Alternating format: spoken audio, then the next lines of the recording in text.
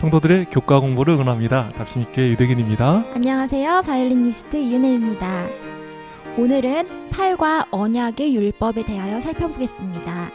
오늘 말씀 가운데서 부족한 우리를 택하신 하나님의 사랑을 살펴보겠습니다. 그리고 축복을 축복으로 누리게 되는 것과 행복과 안정이란 축복을 누리도록 주어진 하나님의 율법에 대하여 살펴보도록 하겠습니다. 네. 일요일 교과를 보시면 이런 말씀이 있습니다. 하나님께서 그들을 택하신 것은 그들이 그처럼 높은 명예와 특권을 받을 만한 자격이 있었기 때문이 아니었다. 그들은 하나님의 사랑을 받아 그분의 백성으로 선택될 만한 어떤 장점도 갖고 있지 않았다. 그들은 수적으로 소수였고 노예 상태에 있던 족속이었으며 정치적으로나 군사적으로 미약한 입장에 있었다. 더군다나 그들은 문화적으로나 종교적으로도 혼합되어 있었고 별다른 특징도 없었으며 영향력 또한 미미했다. 하나님께서 이스라엘을 택하신 근본적인 원인은 우리가 다 이해할 수 없는 그분의 사랑과 은혜 때문이었다. 이스라엘을 택하신 것은 그들이 가진 어떤 것 때문이 아니라 하나님의 사랑과 은혜 때문이었습니다. 은혜는 지난번에 저희가 여러 번 얘기를 했으니까 오늘은 우리를 택하신 이 하나님의 사랑에 대해서 이야기해 볼까 합니다. 어떤 부잣집에 딸이 있었습니다. 부모님의 경제력이 넉넉하다 보니까 좋은 반지 또 좋은 시계를 차고 다녔습니다. 그러다가 어떤 오빠를 만나서 교제를 하기 시작한 것입니다. 그러던 어느 날 그 오빠가 반지를 하나 사준 것입니다. 분명히 이전에 끼던 반지보다 이게 값이 싸고 좋지 않은 반지였는데도 불구하고 그 자매는 오빠가 사준 반지를 항상 자랑스럽게 이렇게 끼고 다니는 것을 보게 되었습니다. 어느 날 오빠님이 첫 월급을 타가지고 가방 하나를 선물하는 것입니다. 집에 있는 좋은 백 다 내던지고 비싸지도 않은 오빠가 사준 백을 들고 다니면서 기뻐하는 것을 보았습니다. 이런 이상한 현상을 뭐라고 부를까요? 비싼 거 다 내비두고 싼 것을 그 오빠가 사준 것 때문 그 이유 때문에 들고 다니는 이러한 마음 뭐라고 부르죠? 사랑인가요? 네. 정말 이야기를 하다 보니까 저에게도 사랑이 있었던 것이 생각납니다. 신학생 시절에 집사람을 만났는데 이 다른 친구들 보니까 커플링을 하고 다니는 커플이 보이는 거예요. 그러니까 나도 좀 커플링을 해야겠다 이런 생각을 좀 하게 됐습니다. 그런데 제가 그래도 신학생이니까 차마 제가 반지를 뭐 끼고 다니지도 못하겠고 그래서 집사람만 끼라고 종로에 가서 반지를 하나 샀습니다. 종로 금은방. 집에서 용돈 받아왔을 때니까 정말 용돈을 아껴서 이렇게 반지를 사주는데 뭐 가장 싸다고 하는 종로 금은방에 가도 비싼 반지를 살 수 없어가지고 14K 반지를 하나 이렇게 사줬습니다. 그런데 20년이 넘은 지금도 그것을 이렇게 고이고이 모셔둔 것을 제가 봤습니다. 나가면 얼마나 좋은 반지들이 많이 있겠습니까? 그런데 오빠가 사줬다고 대학생 시절에 용돈 아껴가지고 그 14K 반지 하나 사준 거를 아직까지도 애지중지하고 있는 것을 이렇게 보면서 아직 집사람의 사랑이 식지 않았구나 이런 생각을 하면서 좀 안심을 하게 됩니다. 네, 그런데 저희 집사람이 이거 찍다 말고 나간 거 보니까 뭐 제 집사람 마음이 변하지 않았다 이게 착각인 것 같은 생각도 좀 들고 그렇네요. 하나님께서 우리를 사랑하셨습니다. 그런데 우리가 가진 조건 때문에 가치 때문에 우리를 선택하지 않으셨습니다.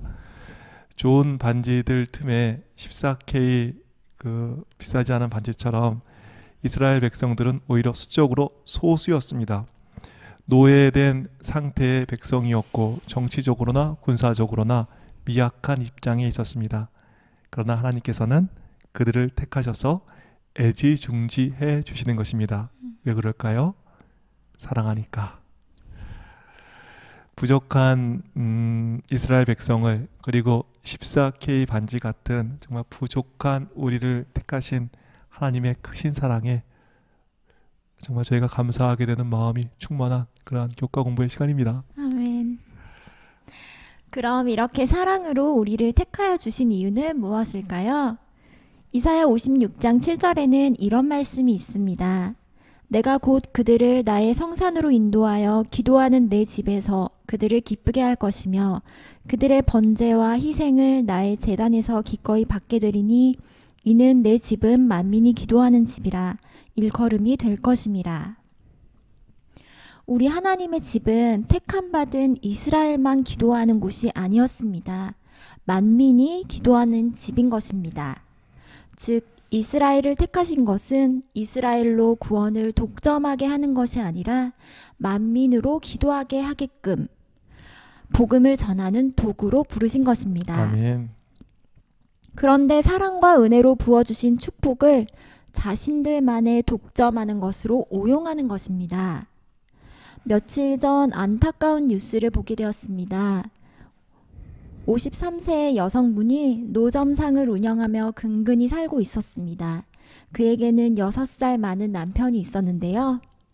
2019년 1월 남편이 로또 1등에 당첨됐다는 소식을 듣게 되었습니다. 당첨금은 7억 8천만 원. 그러면 그 당첨금으로 아내의 고생은 끝이 났을까요? 남편은 당첨금 수령 후 오히려 돈에 집착하는 모습을 보였습니다. 그리고 아내를 더욱 무시하고 지속적으로 폭언을 했습니다. 로또 당첨 후 11개월간 억눌렸던 아내는 감정이 폭발하기 직전이 되었습니다. 그러다 2019년 12월 결국 사달이 나게 됩니다. 남편이 자신과 상의도 없이 대출을 받아 경남 창녕군의 부동산을 매입했다는 사실을 알게 된 아내는 이성을 잃고 있었다. 두 사람은 집안에서 말다툼을 벌였고 격분한 남편이 둔기를 가져와 아내를 위협했다. 아내는 물러서지 않았고 남편의 둔기를 빼앗아 휘둘렀고 남편을 죽이게 되었습니다. 그리고 아내에게 징역 12년이 선고되었습니다. 20년 가까이 함께 산 부부가 로또 1등에 당첨된 지 1년도 채 되지 않아 영영 헤어지게 된 것입니다. 우리는 결핍의 문제로 고통을 당한다고 생각합니다. 이 부족함만 사라지면 모든 문제는 해결될 것이라고 믿습니다. 돈이 없어서 문제지 돈만 생기면 모든 문제는 사라질 것으로 생각하는 것입니다. 저처럼 결혼을 못해서 문제지 결혼만 하면 모든 문제가 해결될 거라고 착각할 때가 있는 것입니다. 전 가끔요. 과연 그럴까요? 결핍의 문제로 고통을 당한다면 돈이 많은 부자는 근심이 없어야 합니다. 그런데 실제로 오히려 부자가 더 많은 근심을 안고 살아가는 것입니다. 결혼한 많은 부부를 보십시오. 미혼 때보다 더 많은 갈등 속에서 살아갈 때도 있는 것입니다. 아브라함과 롯은 가난할 때는 문제가 없었습니다. 많은 양떼가 생기고 풍요롭게 되었을 때 아브라함의 목자와 롯의 목자의 다툼으로 인하여 동거하는 것이 불가능해졌습니다. 넉넉함이 문제를 제거하는 것이 아니라 더 큰 문제를 만들어내는 것입니다.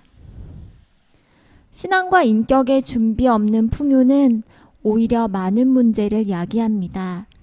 축복과 풍요에는 독이 있는 것입니다. 사람은 하나님의 공급 없이는 살 수 없기에 없는 것을 위하여 기도해야 합니다. 그러나 없는 것을 위한 기도만으로는 부족합니다. 한 단계 더 깊어지려면 더 가진 것을 놓고 기도해야 하는 것입니다. 하나님이 주신 축복을 놓고 기도해야 합니다. 이미 누리고 있는 풍요를 놓고 기도해야 합니다. 아멘. 그렇지 않으면 축복이란 것에 발목을 잡히는 경우가 많이 있습니다. 더 가진 것을 놓고 기도하고 더 나아가 더 가진 것은 사명이 되어야 합니다. 탤런트 차인표 신혜라 부부는 많이 가진 부부입니다. 수려한 외모에 인기와 부도 가지고 있습니다. 그런데 듣기로는 더 가진 것으로 섬김의 자리로 가는 것입니다. 아프리카에서 봉사한다는 소식도 들었습니다. 첫째 남자아이 출산 이후 2명의 여자아이를 입양했다는 이야기도 들었습니다. 배우들이 별로 내켜하지 않는 배역도 어려움 당한 사람들을 도울 수 있다는 한 가지 이유로 맡았다는 이야기도 들었습니다. 많은 사람들이 주목하는 인기인이 그 주목받는 시선을 섬김의 현장으로 연결시킨 것입니다. 그래서 보는 이에게 기쁨을 주는 것입니다. 그리고 더 가진 것을 사명으로 연결시키면 계속 성장하게 되고 그 축복이 많은 이들을 복되게 하는 더 큰 복이 되는 것입니다. 이스라엘 백성은 하나님께서 사랑으로 택하여 주신 축복을 자신의 것으로만 누리려 했습니다. 축복이 오히려 이기적인 민족 되게 한 것입니다. 만인의 생명을 구해야 할 생명의 생수가 고여 썩어지게 되었습니다.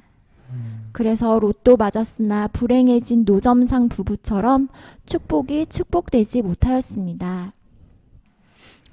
부족한 우리도 이스라엘 백성처럼 하나님의 사랑으로 부름을 받았습니다.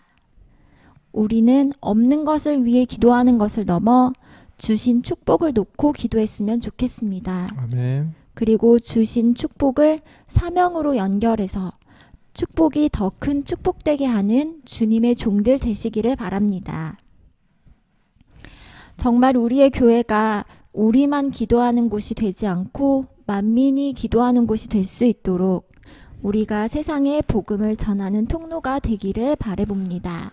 그러니까요. 그 이스라엘 백성들이 그 많은 은혜와 축복과 사랑을 받았는데도 그것을 자기만의 것으로 이기적으로 사용하니까 그것이 오히려 그들을 썩게 하고 그들을 망하게 하고 그들을 어렵게 하는 것을 오늘 교과에서 살피게 되었습니다.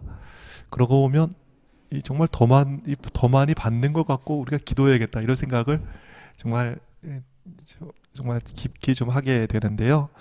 그러고 보면 성경에 보면 이렇게 많이 받은 것 때문에 위기를 당하는 사람들을 보게 됩니다. 성경에 보면 큰 잔치를 벌린 사건을 저희가 알고 있습니다. 근데 큰 잔치 벌려놓고 초청했는데 다 거절하지요. 왜 그럴까요?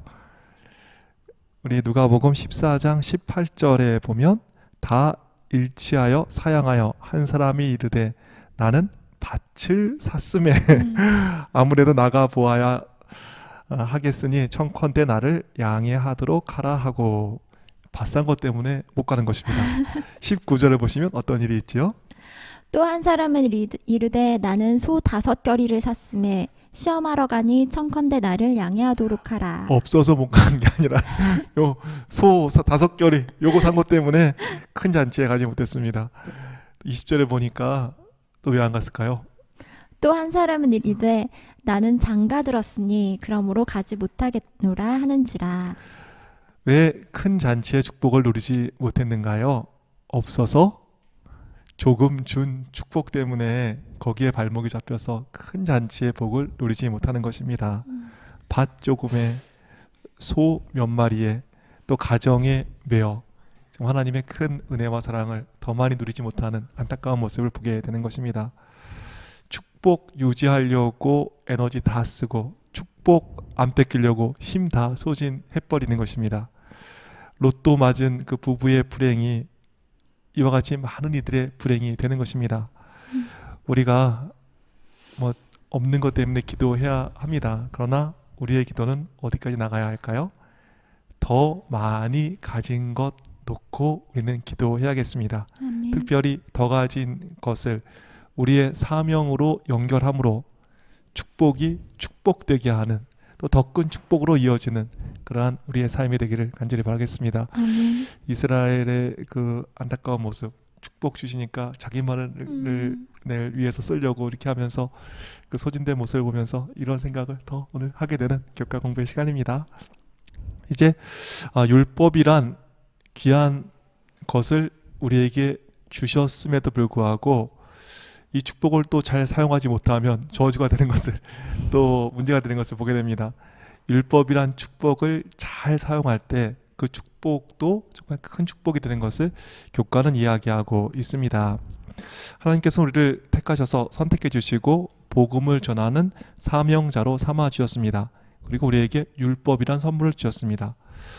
목요일 교과의 말씀을 먼저 보실 터인데요. 목요일 교과 교훈의 말씀처럼 율법에 대한 순종은 축복을 받기 위한 수단이 될 수 없습니다. 그런데 율법을 왜 순종하죠? 이게 축복을 받는 수단으로 이렇게 율법을 순종하는 것입니다. 월급 타기 위한 회사 생활하고 비슷하게 하는 것입니다. 이 눈 밖에 벗어나지 않기 위해서 스트레스 받으면서 시집살이하는 그 며느리의 심정하고 비슷하게 율법을 지키는 것입니다. 율법을 순종하는 것은 사랑을 받기 위해서가 아니라 큰 사랑과 은혜를 받았기에 거기에 대한 반응으로 율법을 지키는 거 아니겠습니까? 14K 같은 정말 별 볼 일 없는 이스라엘을, 또 14K 반지 같은 별 볼 일 없는 우리를 먼저 택해 주신 하나님의 그 사랑에 반응하여 우리는 율법을 지키는 것입니다. 하나님께서 태초에 천지를 창조하듯 우리가 하나님보다 앞설 수 없는 것입니다. 정말 우리가 잘하기에 은혜를 주시는 것이 아니라 하나님의 사랑이 항상 먼저 있었습니다. 우리는 하나님의 사랑을 받기 위해서 율법을 지키는 것이 아니라 하나님께서 우리를 먼저 사랑하셨기에 율법을 지키는 것입니다. 또 율법이 수단이 되면 안 되겠죠. 그런데 또 반대의 경우도 있는 것 같아요. 그러면 하나님의 사랑이 있으니까 율법을 막 어기면서 이렇게 살면 될까요? 월요일 교과에는 이런 말씀이 있습니다. 결혼 관계나 우정이나 사업상 동업의 관계가 얼마나 오래 지속될 수 있겠는가. 남편은 다른 여자를 사귀고 친구는 다른 친구의 지갑을 마음대로 가져다가 사용하고 사업상의 동업자는 상대방의 말 한마디 없이 그들의 사업에 다른 사람을 불러들인다고 생각해보라. 이러한 행동은 규칙과 법률과 원칙에 어긋나는 행위이다. 이러한 무법의 상황에서 그들의 관계가 얼마나 오래 지속될 수 있겠는가. 그렇기 때문에 경계가 있어야 하고 선이 그어져야 하며 규칙이 정해져야 하는 것이다. 이처럼 할 때만 관계는 유지될 수 있다. 로또란 축복도 잘못 사용되면 정말 저주가 되듯 하나님께서 주신 큰 축복인 율법도 잘못 사용하면 저주가 되는 것입니다. 큰 은혜와 사랑을 주셨지만 그것을 너무 막 이렇게 믿는 나머지 또 그냥 이 율법과 관계없이 막 이렇게 산다는 것은 관계를 깨는 일인 것입니다. 율법이 사랑을 받기 위한 수단이 되면 저주가 됩니다. 또 하나님의 율법을 믿고 율법을 무시하고 막 살면 관계는 깨어지게 되는 것입니다.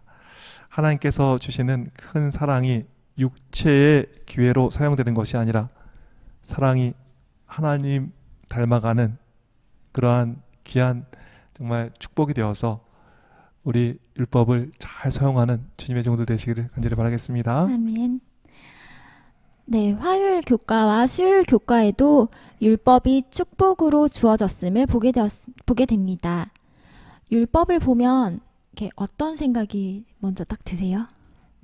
뭐 많은 분들이 경찰관,